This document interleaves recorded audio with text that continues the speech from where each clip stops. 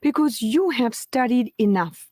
Well, another common question is how do you stay motivated, especially when you are in matric? You can remind yourself of the goals you have. Remind yourselves what you need to do and why you have to study hard to obtain good marks. Our topic this evening is how to ace your exams. Well, Alhamdulillah, we are fortunate and we got him and he's not going anywhere. And regardless whether the thundering and the lightning and the hailstones, he is on air. We are linked up with brother Junaid Bayat. Assalamu alaikum. Alaikum salam wa rahmatullahi wa barakatuh, Sister Sumaya, and to the listeners. Alhamdulillah, you are back. Well, I don't think you need much of an introduction. Everybody know you and what you do, your accelerated learning, your educational course, your motivational life coach courses. Well, you are definitely going to motivate our learners, especially our grade 12 learners, our matric learners, how to ace their exam questions. Before we continue, tell me, can we get a picture of you on the screen? Maybe our tech Zach can try that there. Is that possible? I have no idea. Okay, no, he'll probably, during the break, he might contact you. Like, you know how we normally do it? Where if you're watching YouTube or Facebook, you can see both of us. Right. Oh, Okay. okay. Well, okay, I think you may start. Okay, so listeners, I hope you got your pens and papers to take down some very important notes. Today, I'm going to teach you a whole lot of new ways of tackling exams and how to ace it and be on top of it. So to begin, we need to know what is an exam. Basically, it's a very important part of your education that you will annually, every year, every quarter, you're going to go through these things. And what we need to have is good preparation, proper preparation to ace any exam. And to have that, how do we prepare? We need to have good exam taking skills. That's absolutely key. So exam learning is all about taking all the information that was given to you during the year for all the subjects on all the topics. It's about taking that information and then converting it into knowledge and understanding. Okay, so it's about building what we would call your knowledge on those topics or those subjects. And when we look at exam questions, there's different types of questions which require different thinking skills, which is your problem solving skills on how to tackle those exams. Also, we need to prepare for them very differently. So let's dive in very quickly and talk about, starting with, how do I convert the information from all my subjects? How do I convert it into knowledge? Well, most students, when they learn for an exam, all they do is they read the the notes or the textbook once or twice, maybe take some notes and maybe do some examples.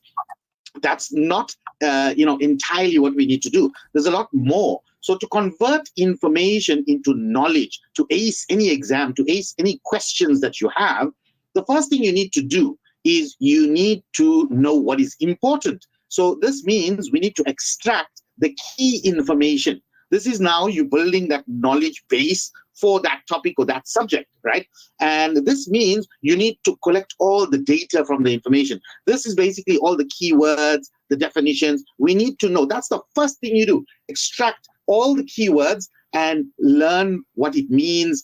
You got to be able to visualize it. You need to picture it. Then you must be able to now explain it, which we say verbalize, say it out in your own words, right? That's the minimal. And thereafter, you can now also now start creating connections, links, like what do I know about this? You can even guess, what is this topic about? So this starts building a knowledge base in your brain about that topic, about that subject, right?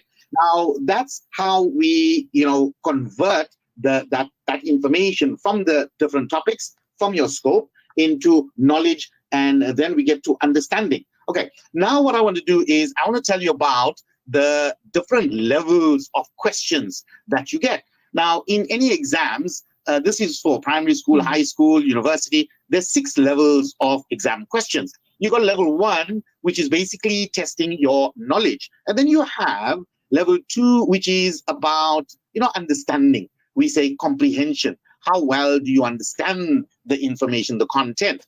And level 3 is about now application. How do I use that knowledge? How do I use what I understand and put it into application, apply it somewhere else, or even in different scenarios or in different case studies? And then the level 4 questions is all about what we call analysis, breaking things down. Now, in primary school and high school, you'll only get up to level 4 questions, right? Level 5 and level 6 is basically university, where level 5 is all about synthesis, and level 6 is all more about you creating new ways, new things, and this is about evaluating your views and your opinions. So if we look at level 1 questions, here we call this the lowest level of thinking, right? Because you don't need to really think a lot to answer these type of questions. You just need to remember. So they're just testing your memory. They can ask you, for example, how many meters are there in a kilometer? Which year did South Africa become a democracy? Straightforward. You just need to give the data, right? Which is the key words or the key dates. Those are the important things. That's how we answer level 1 questions. So in every exam, you're going to get about 30, at least 30%, okay? At least 30% of your marks are going to be level 1 questions, because they need to get everybody to at least pass. So they give everybody a chance, and that's why you'll have 30%. So how do we know level 1 questions? They come with, the question words that you'll see are words like who, know, what, name, list, define, when. It's specific, okay? Then we go to level 2 questions, right? Level 2 questions, like what I said, it's all about understanding. They want to know how well do you comprehend things, right? They could ask you a question like, what is the main idea in this topic? Or they could ask you something like, how would you illustrate the water cycle? Now, the exam questions that you'll get in a comprehension or level 2 question, they will use words like describe, explain, compare, use your own words, outline. These are the kind of words the exam question will have, okay? Here, the key thing is learn how to organize information, right? You need to learn how to group information. Grouping means we're chunking. You're taking 5 things or 10 things and you're making it into one. So this helps you to organize the information in a way in which it makes sense to you. That's level 2 questions. And level 2 questions, generally, you're going to get about 20 to 30%. Again, here, that's what you'll find in every test paper, at least 20 to 30% of level 2 questions. So this is where you need to practice a lot of understanding, comprehension. Level 3 is about now taking what you know and using it somewhere else. It's about, like if I told you, right, we've got a 5-liter bucket here, and you've got a 500 ml water bottle. How would you use this 500 ml bottle to empty the bucket, right? That's application. Now, I've already learned about, division, multiplication, and all of that. So now we need to apply that knowledge to solve this problem of I've got this 5-liter bucket and I need to empty it. The bottle that I have is 500 ml. How many times? How would I use it? Another question would be, what happens if you multiply any number by 100? Now, we just have to add 2 zeros. So this is about now using what you know and putting it into application in a new situation. The exam words that you will use, get in an application level 3 question are words like apply, employ, demonstrate, interpret, choose. When you see these words, they generally, and most of the time, they are level 3 questions. Now, remember here as well, level 3 questions, it's going to be at least, again, 20 to 30%, okay? And then you get the level 4 question. Now, every exam is going to have a level 4 question, right? They know it's high, and generally they know only the top students, like, maybe the students that get above 70 onwards, they will be able to answer this. So a level 4 question is about what we call analysis, breaking things down, identifying, for example, what are the differences or what are the reasons, what are the causes. And it wants you to come up with, for example, your conclusion, your view, your opinion. So in a level 4 analysis question, they will ask you things like, for example, why do we call some living animals mammals? Now you have to give your view, your opinion, or you're going to give a reason why you're saying these things. So you're breaking it down. Now the exam question words that you will find in a level 4 question analysis, it's words like analyze, take apart, draw a diagram, simplify, distinguish, why. That's a lot. Also, you get that why question. So that's a level 4 question. And generally, in primary school and high school, you're only going to get, we look at generally about 10%, never ever more than 10% of a high level 4 question. Okay, so that's the 4 levels of questions for primary school and high school.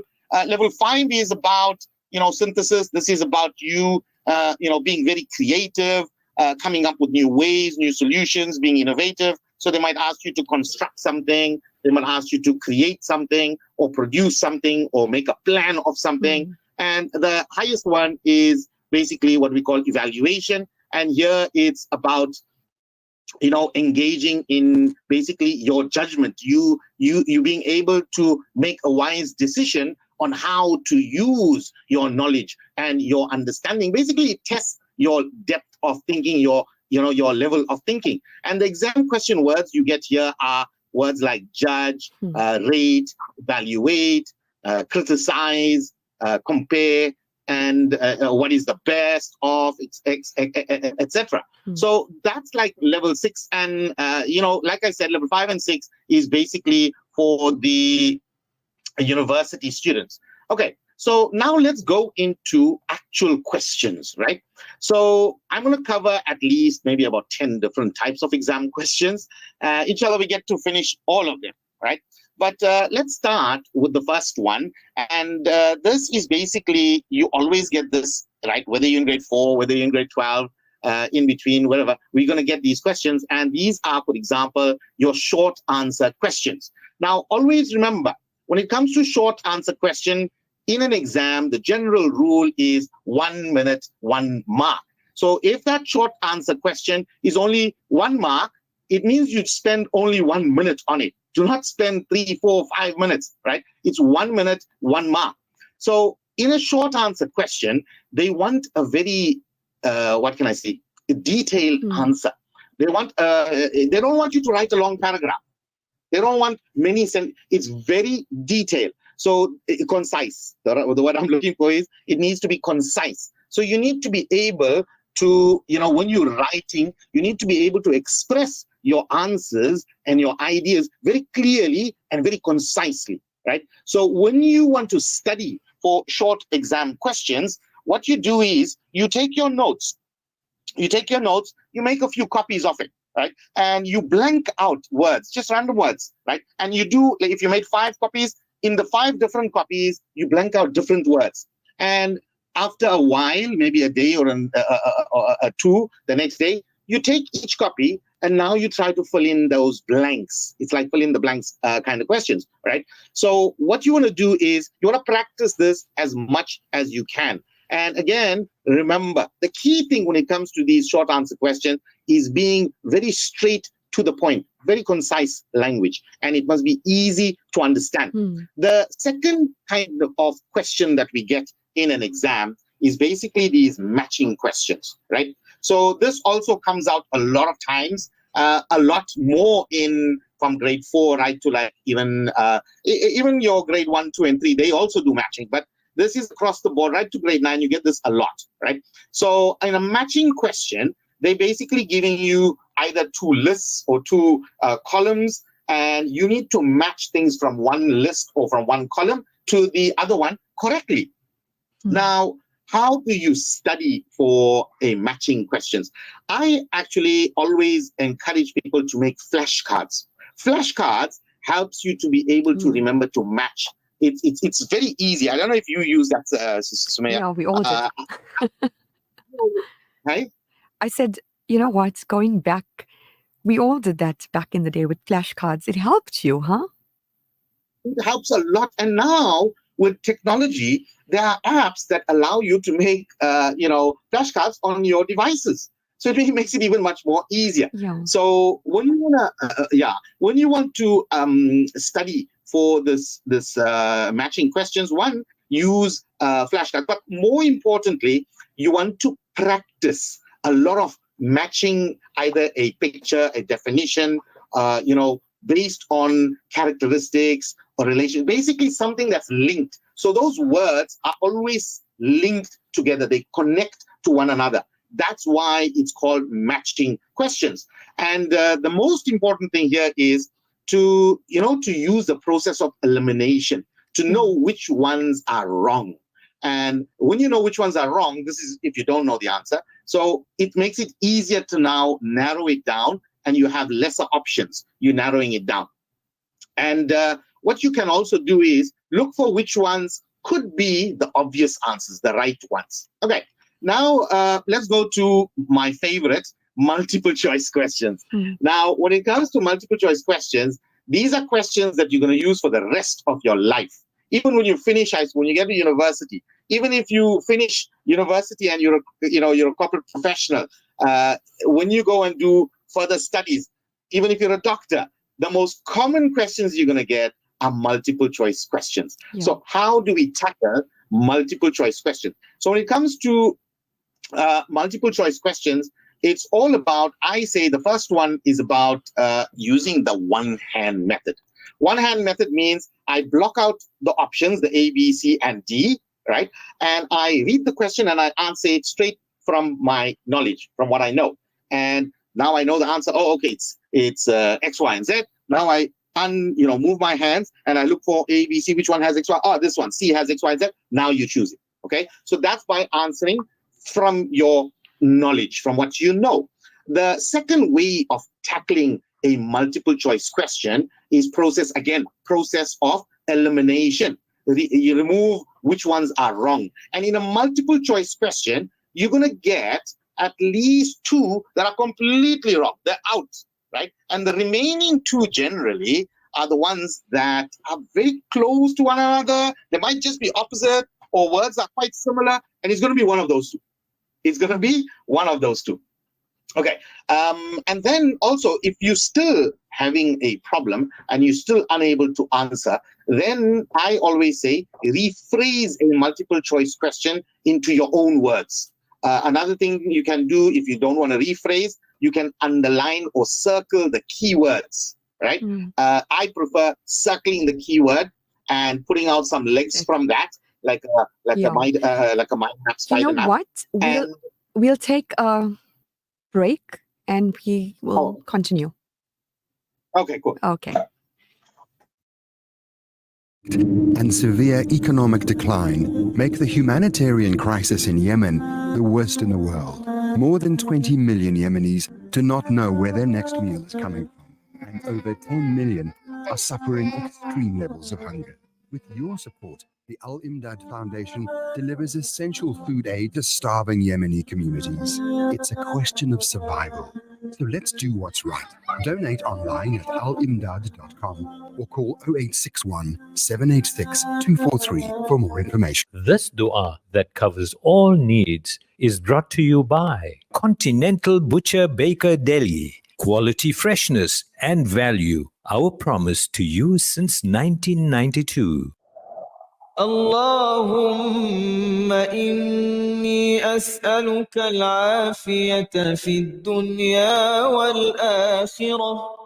If you're looking for a delicious selection of freshly made baked goods, decadent deli treats, and succulent meats, there's no need to chop around anymore. Continental Butcher Baker Deli offers an award-winning service, presenting exceptional quality at competitive prices. Superb choice-grade lamb, beef, and chicken, mouth-watering homemade processed meats and gourmet marinades, and scrumptious baked goodies. Quality, freshness, and a money-back guarantee. Visit Continental in Argyle Road. Continental Sausage Circus, now featuring 80 different types of sausages sausages. Hurry before there's not a sausage. Wonder Dates, your one-stop shop for all your dates, nuts, dried fruit, spices, biltong, biscuits, sweets, chocolates, Islamic lifestyle goodies, and so much more. Wonder Dates is known to import unique and unusual products from around the world. So, if you're looking for something nutty, nibbly, chewy, munchy, sweet, sour, or savory, make a date with Wonder Dates. Visit us at 9 Peter Road, Springfield, Durban, or call on us on 031 577 7722 or shop online at www.wonderdates.online. Wonder Dates, bringing the freshness of the farm into your home.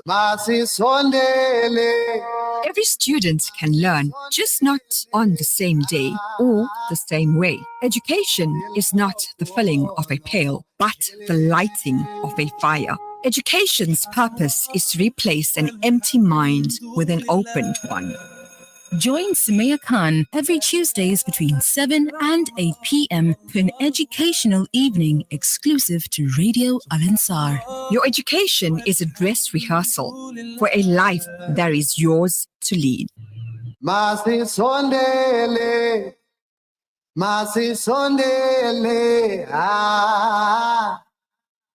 Pilano kolo, helele. Subhanallah walhamdulillah. La ilaha illallah wallahu akbar. Subhanallah walhamdulillah. The matriculants on listening to us on Radio Al Asad. Greetings. This is your greatest moment in your life. Make this time count. You've studied hard during the course of the year.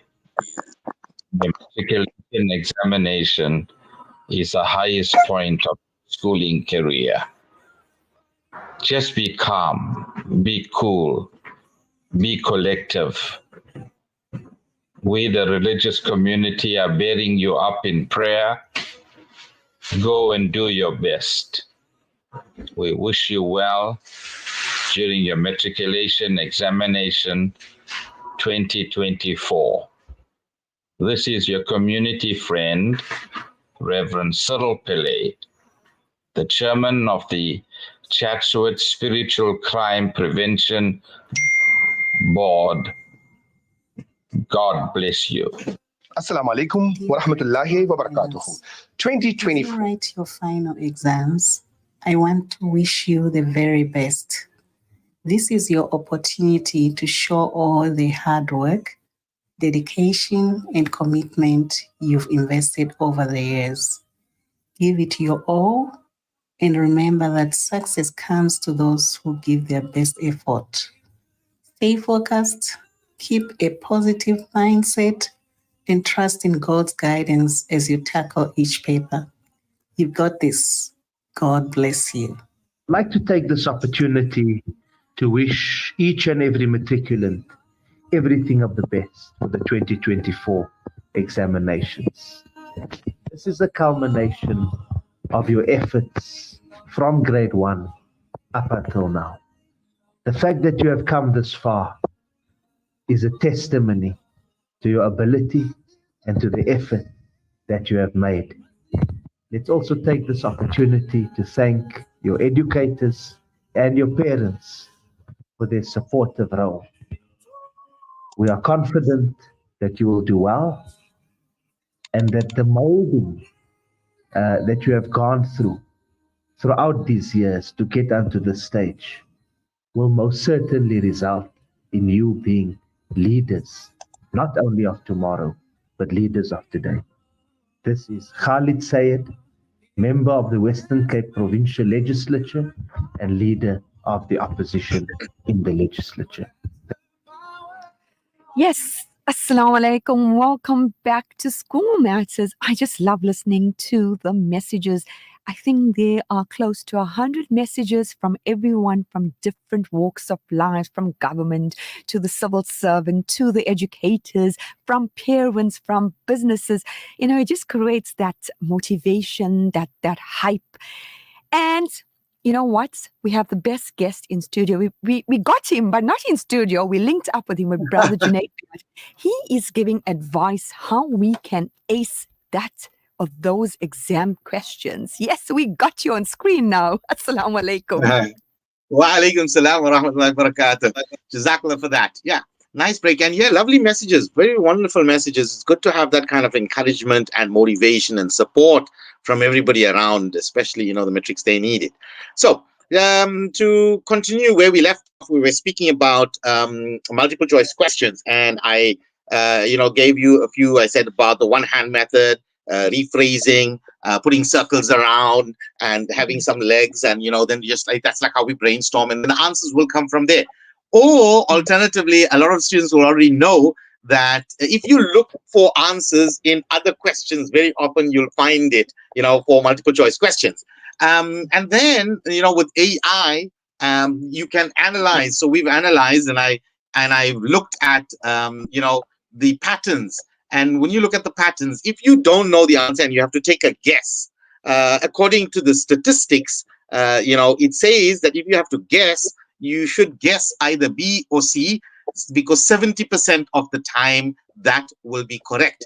It's actually 40% of the time B is correct, based on the patterns of examiners over the last 10 to 15 years, and 30% of the time C is correct. Okay, so that's a little bit about multiple choice questions. Let's move on to reading and comprehension. Every exam you're going to have 2 languages, and you're going to have these passages that you need to read and answer questions about. Now, the biggest mistake, or the most common mistake when it comes to reading and comprehension, is that most students will read the passage first. Now, if you're reading the passage, what are you looking for? A lot of people say, I'm looking for keywords, or I'm trying to understand the passage. You're actually wasting your time. Even though they might tell you, read the passage. What you got to do is always read the questions first. Even when you're learning, Sister Sumaya, a lot of people experience this. You read a book and you come right down to the bottom of the page, and then you can't remember what you read on the top, right? So what happens is you tend to go up, and that happens when we're studying as well. So the reason that happens to us is we forget very quickly, is because we don't have any questions. So when it comes to a comprehension paper, this is going to be your English, Afrikaans, or whatever languages you're doing, read the questions first and read it twice. The reason is when you read that question, right? Now you know the question. Now when I go to read that passage, the brain is automatically, there's an answer there. It's automatically searching for answers, okay? And it's very important that we also, here when it comes to reading and comprehension, again, remember the mark allocation. What I saw in my analysis using a lot of AI and technology is that a lot of people waste time. If that language and comprehension, or the comprehension passage, is 10 to 15 marks, we have them, they spending 20 to 25 minutes on a comprehension passage when the marks are not that much. So make sure your marks and the times are aligned, okay? Okay, let's go to the next type of question. And, I spoke very briefly about it, but fill in the blanks. There again, you're going to get a lot. So very often you'll have a sentence and you just have to, fill in a word, or they'll have a phrase and you just got to fill it in. So here it's about, you reviewing all the definitions, the keywords and the concepts, and being able to fill it. Like I told you earlier on, just like short answer questions, you can do the same with fill in the blanks. You just blank out few words in a passage and you make different copies and you do them at different times and you keep filling it in. Make sure you understand the context. So it means the situation of what's the context of the question, because sometimes if you don't understand the context, why they're asking the question in that fill in the blanks, you might actually give a totally wrong answer, although it might sound and feel like it's right. Okay, when it comes to diagrams and labeling questions, this is basically very simple. They want you to label, or they want you to draw a diagram and label that. So here you want to always use your memory. And when I say use your memory, use your body, right? You say, right, from my right leg, I've got 10 toes, I've got an ankle, I've got a shin, I've got a calf, I've got a knee, I've got a hip. Going up the right hand side, then I've got a I've got a shoulder, I've got an elbow, I've got fingers. So now you can use that because you can remember these areas in your body. They are in your long-term memory. Now you use that to remember labels for diagrams, especially if it's, has a lot, like 5 to 10 or even 15 things that you need to label. So use your body. That's the most simplest way. And remember, it's not only your right-hand side, you got the left-hand side as well. So that's very important. Then you have calculation questions. Now, this is process information. This is, for example, your math, your chemistry, when you have to calculate. So when it comes to process information, when we prepare for this, you have to know your formulas, you have to know your equations, and to prepare for it, the only way to prepare for process like the maths, where there's lots of calculations, right? You have to do a lot of practice. The practice examples is the best way, and always make sure you got the steps. You didn't miss steps out, and you always double check all calculations. That's very important because you'll find most of the time errors are in little things when it comes to math and calculation or process information. Then we have data interpretation questions. This is, for example, they will give you a table or maybe a graph or a pie graph, and they'll ask you, questions about it. So what you need to do as a learner, and remember, data analysis now is from grade 4 right up to matric. So you need to know how to basically read the different types of graphs. Is it a table graph? Is it a chart? Is it a bar graph? And here they're going to ask you questions. They might tell you, okay, this student ate at this time, the other student ate at that time, and the third student, C, ate at this time. What are the common times? So they're going to ask you based on what they gave you. And it's all about you being able to analyze and interpret these kind of questions. It's all about interpreting data and analyzing. And by the way, just a side note, Sister Sumaya, with this advent of AI and the technology, one of the biggest careers that's going to be in demand now is data analysis. You'll find that businesses are there's something in leadership called now data-driven decision making. Why? They want to take all the data, analyze it, and make decisions based on that. So students, if you can learn how to improve your data interpretation, your data analysis questions, especially in math, you're going to become very good, and that skill will become very sought after. The next question that I want to tackle is about essay writing or long question writing, where you're writing for let's just say, for example, it's a 10-mark or 8 marks, and you've got to write out a whole lot for those 8 marks. How do I actually go about tackling these kind of questions? And that's why I say it's similar. It's quite similar to the essay writing. So the general rule, I would say, is about when you answering a long answer question, right, which is always more than 5 marks, you need to have paragraphs, right? So even in your essays, right, you're going to write your essays in paragraphs, right? So I'm going to dive between both long answer questions and essays, but I'll focus more on essays because it will help us to answer long answer questions as well.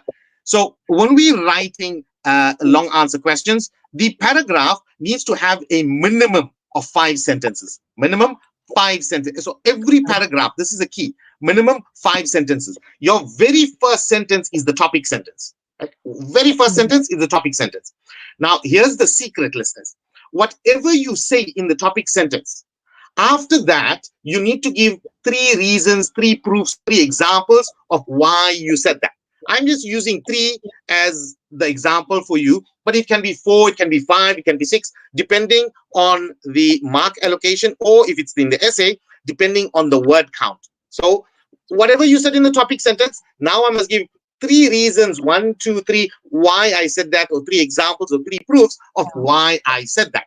Now, in an essay, we all know an essay has an introduction, has a body, and has a conclusion. Okay, so if we gave, let's just say in the very first paragraph of the essay, my introduction, I had a topic sentence, Now I gave my first reason, I gave my second reason, I gave my third reason. Now I'm just left with, I need to conclude that paragraph. So every paragraph got the topic sentence, 3, 4, 5 reasons, examples or proofs of why you said that, and a conclusion. Now your conclusion is basically you stating exactly what you said in the topic sentence, but you're saying it in different words. You're being strategic and smart about it. Okay. Now let's talk about, now that we've got the first paragraph, that first paragraph with the first 3 reasons you gave. Now I'm teaching you how to elaborate so you're not stuck for ideas. And this is where most students, you know, they get stuck in a long answer question or an essay question. They now want to think about, hey, what do I write? I don't know what to put. So already you've got the first paragraph. The first reason you gave in the first paragraph, that will become the topic sentence of the first paragraph in the body. So whatever you said as the reason, that now becomes a topic sentence in the second paragraph of the essay or the first paragraph of the body. Now we already gave you the rule earlier on. Every paragraph must have 5 sentences. So now the first paragraph in the body or the second paragraph, topic sentence was the first reason you gave on the top. Now you elaborate on it. Now you give 3 reasons, 3 proofs, or 3 examples why you gave that as the first example.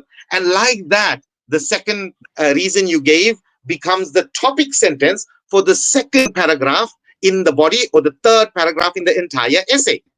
And the third reason you gave in the introduction now becomes the topic sentence of the third paragraph.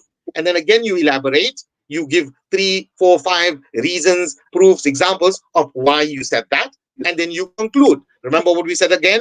Conclusion is you restating what you said in the topic sentence, in the first sentence of the paragraph. Now, if you think about it, we have an introduction. We already have 3 paragraphs in the body. All we need now is a conclusion for an essay. So all you do is you look at your introduction, and that entire introduction, your conclusion is basically you say the same thing, but in different words. You strategize and you use different words to say the exact same thing. Now, understand when it comes to essays, I just gave you a basic, I want to create a basic foundation for you, because then it gets higher. Now you get the 5 different types of essays. You're going to get a narrative, discussion, right? You're going to get the different types. There, it's about different tenses and different ways. But I just wanted to give you an idea of how to answer and not get stuck for ideas and lose time. And here's a golden tip, especially for matrics.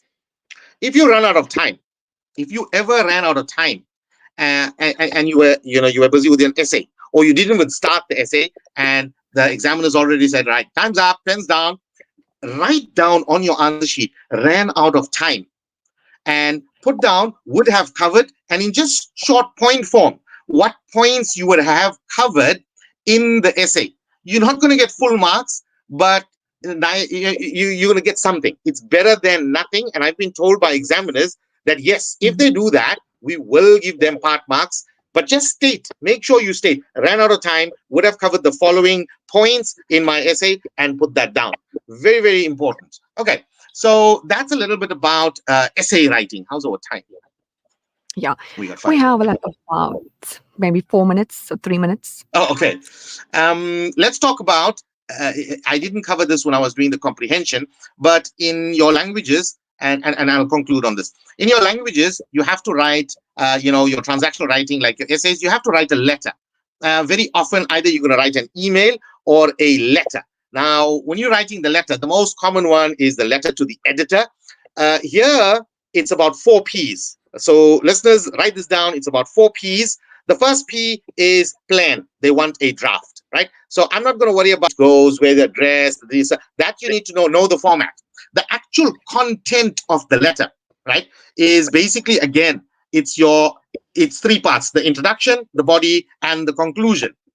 So in a letter, after you've written, dear sir, let's just say, for example, it was a letter to the editor. Now, the second P, this is where you put this is the introduction in the content of the actual letter.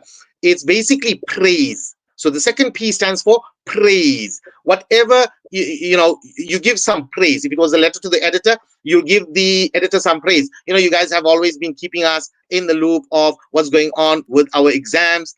You guys always post it. You give some praise for what they're doing. And it's never ever more than 3 sentences. Never more than 3 sentences. Then you now go into the actual body of the letter. And in the body of the letter, here is the third P. This is where you talk about the problem. If it's not a letter of complaint, then it's not a problem. Then you can talk about a project, okay? Something you're working on or something that you're part of. So it's either problem or project. Now, I use this exact same format to write letters to sponsors for accelerated learning. For example, there's a letter that I wrote many years ago to ABI, and we still use the exact same format every year. In the introduction, I said, you guys really catch our youth with your energy drinks. I see a lot of youth drinking your play. I too now have play now and then. Now that's my introduction, giving them some praise, And then I talk about a problem. And I said, the same youth are facing a major crisis in their education. And I give out all the stats about how badly education is and all of that. So we're talking about the problem. So you talk about the entire problem. And like I said, if it's not a letter of complaint, then you talk about a project you're working on. Maybe you could say you're empowering youth, or you're doing skills development, something that you're busy doing. You call it a project, and you list and you talk about it in. And the conclusion of the letter is basically the 4th P, which is I call your proposal. That is your proposed solution to the problem, or your proposal for that project. Would you like to meet? Like I told the guy, would you like to meet on Thursday to discuss what role you can play with accelerated learning?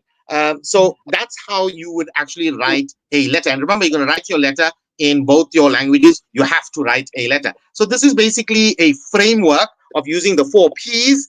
And with the essay question, I told you that's the elaborative method of just elaborating. You just keep expanding on what you're saying. And that will help you, ace those exam questions, especially the long answer, the essay questions, your letters. Quickly, We're running out of time. Quick one for our grade 12 learners. Advice. Okay. Remember, grade 12, preparation is key. Know and understand the different types of questions you're going to face. Practice regularly. And I would say, take your exams, approach it with lots of confidence. Even if you're not feeling confident, act as though you're confident. Fake it till you make it. You got this. Nicholas, so much for linking up with us. Definitely going to get you before the exams end once again. Jazakallah so much. Inshallah, we'll do that. Inshallah. That Take care. Allah bless you all. Assalamu alaikum wa rahmatullahi wa barakatuh. I mean, that was Brother Junaid Bayat linking up with us, giving us advice how to ace our exam questions. Well, we have ran out of time. I'd like to thank our tech stack for always making this show possible. My email address is sumayakhan.alansar@outlook.com. Well, no amount of hard work can overcome a negative mindset. For every minute you are angry, you lose 60 seconds of happiness. Ever thought about it like that? Negative thoughts will destroy you. Always do your best to keep a positive attitude. Assalamu alaikum.